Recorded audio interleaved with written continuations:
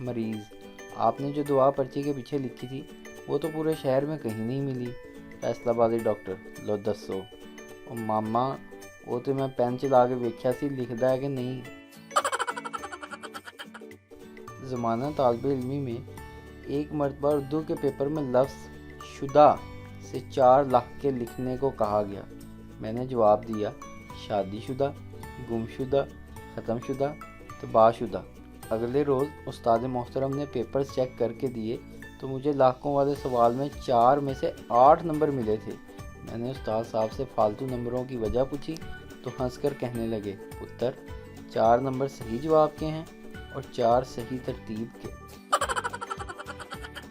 شیخ صاحب کے گھر 5 دن رہنے کے لیے مہمان آئے تو شیخ صاحب کے دل سے آہیں اور سسکیاں نکلنا شروع ہو گئیں۔ اسی حالت میں بازار گئے اور ایک عمر رسیدہ گائے کا پاؤ گوشت حکومت کے مقرر کردہ ریٹ پر خریدا اور گھر لا کر بیوی کو دیا اور بولے: مہمانوں کے لیے کریلے گوشت پکاؤ۔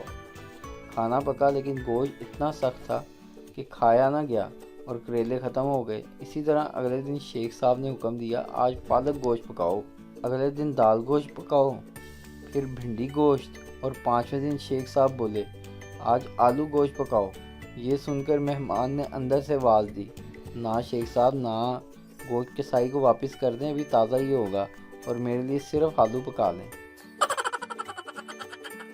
ایک خاتون کے شوہر کا انتقال ہوا۔ رسم چہلم پر اس نے اخبار میں اشتہار دیا: اطلاع عام، میں کلثوم بیگم، عمر 33 سال، رنگ گلابی، قد 5 فٹ 6 انچ، بچہ کوئی نہیں۔ 15 جنوری کو میرے مرحوم شوہر کا 40واں ہے۔ شرکت فرما کر ثواب دارین حاصل کریں۔ ویڈیو دیکھنے کا شکریہ۔